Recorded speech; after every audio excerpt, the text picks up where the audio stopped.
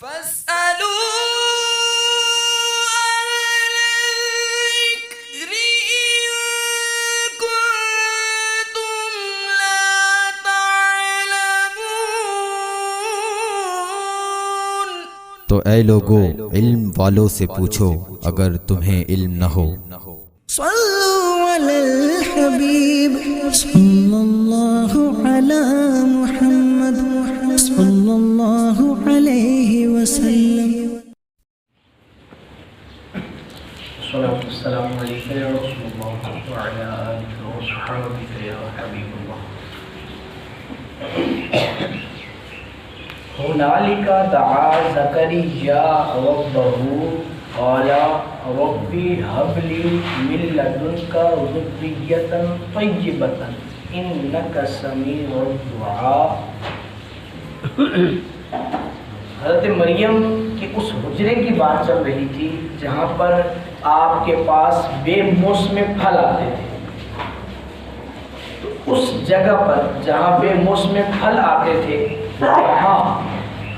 یہاں پکارا زکریا اپنے رب کو، بولا اے رب میرے مجھے اپنے پاس سے دے ستھری اولاد، بے شک تو ہی دعا سننے والا ہے۔ سبحان اللہ سبحان اللہ۔ حضرت زکریا علیہ نبینا علیہ الصلوۃ والسلام، یقین کریں یہ وہ بات ہے کہ جس نے ہر چیز کو بالکل بدل کر رکھ دیا۔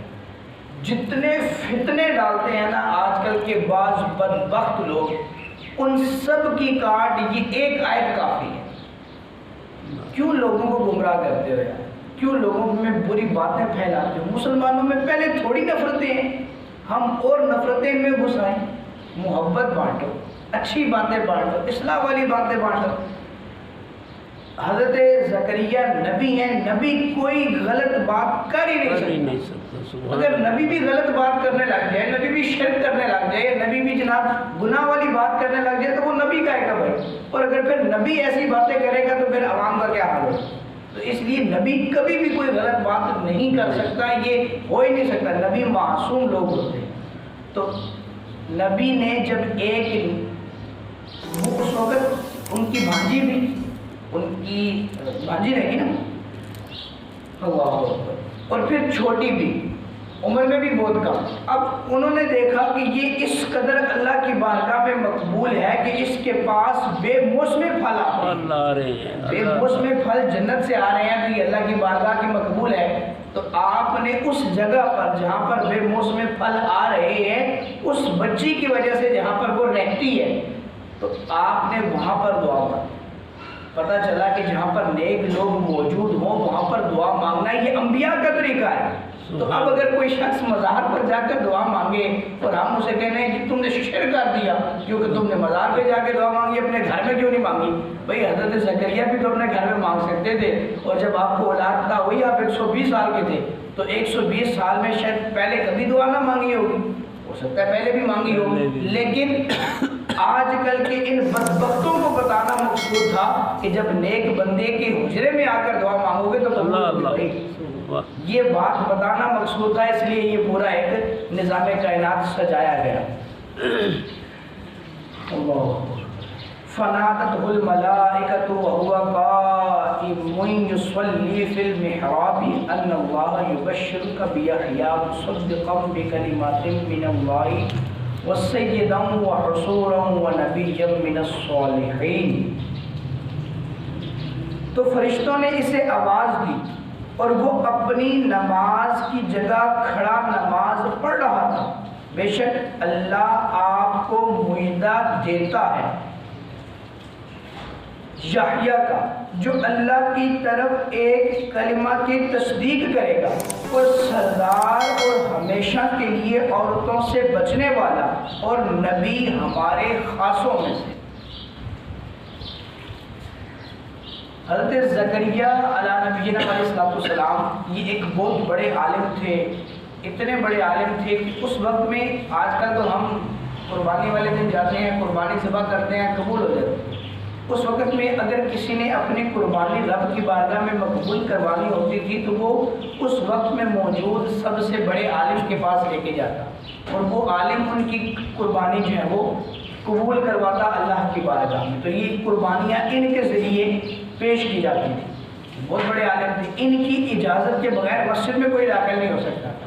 آج تو ہم اپنے ائمہ حضرات کو سمجھتے نہیں ہیں, اس وقت میں عالم اجازت نہیں دے گا تو مسجد میں کوئی نہیں آ سکتا. یہ نماز پڑھ رہے تھے, سارے لوگ باہر کھڑے ہوئے ہیں انتظار میں کہ حضرت اجازت دیں تو ہم بھی مسجد میں آئیں نماز پڑھیں. یہ نماز پڑھ رہے تھے, نماز پڑھنے کے دوران حضرت جبرائیل نے ان کو اجازت دی. ایک سفید پوش آدمی کی شکل میں آپ جب ظاہر ہوئے, انہوں نے معجزہ سنایا, غیب کی خبر جو ہے وہ ان کو پیش کی کہ آپ جو ہے وہ آپ کو بشارت دی گئی ہے ایک ایسے بیٹے کی جو پاک ہے, ستھرا ہے, 4 خوبیوں والا ہے.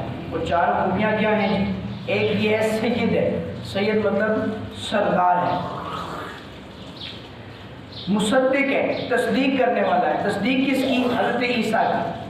اس میں آیا نا کلمہ کی تصدیق کرے گا. کلمہ کون ہے؟ کلمہ کن سے رب تبارک و تعالیٰ نے حضرت عیسیٰ کو جنم عطا فرمایا. حضرت عیسیٰ جو ہے وہ حضرت یحییٰ سے 6 ماہ چھوٹے ہیں. اور جب حضرت یحییٰ کی والدہ حضرت مریم کے پاس آئیں اور آ کر ان کو کہا کہ میں حاملہ ہوں, یعنی امید سے ہوں, تو انہوں نے کہا حضرت مریم نے کہ میں بھی امید سے ہوں. حالانکہ آپ کی شادی تو نہیں ہوئی تھی, لیکن یہ پہلی عورت تھی جس نے تصدیق کر دی کہ ہاں آپ جو ہے وہ حاملہ ہیں. اور پھر حضرت یحییٰ کی والدہ نے یہ کہا کہ اے مریم, مجھے ایسا لگتا ہے کہ میرے پیٹ میں جو بچہ ہے وہ تمہارے پیٹ کے بچے کو سجدہ کرتا ہے. اللہ. اس وقت ابھی پیدا بھی نہیں ہوئے, دونوں پیدا نہیں ہوئے, لیکن اس وقت سے جو ہے وہ یہ باتیں چل رہی تھیں. اور پھر جو ہے وہ آپ کی والدہ جو ہے وہ حضرت مریم کا بڑا احترام کرنے لگی اپنے اس بیٹے, آنے والے بیٹے کی وجہ سے. اور جب حضرت زکریا کا بیٹا پیدا ہوا اس وقت جو ہے وہ آپ کی عمر 120 سال تھی اور ان کی عمر جو ہے وہ 98 سال تھی. بہرحال 4 نشانیاں لے کر حضرت یحییٰ تشریف لائے. ایک تو سید تھے, مصدق تھے, تصدیق کرنے والے تھے, اور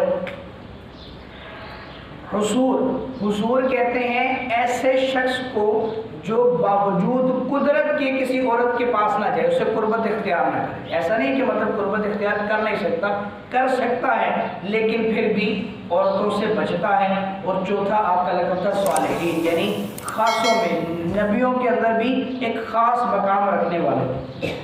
قالا, جب ان کو یہ خوشخبری دی گئی حضرت یحییٰ کو تو انہوں نے کیا کلام عرض کیا رب کی بارگاہ میں, وہ سنیے. قال ربی انا یکون لی غلام وقد بلغنی الکبر وامرأتی عاقر قال کذلک اللہ یفعل ما یشاء.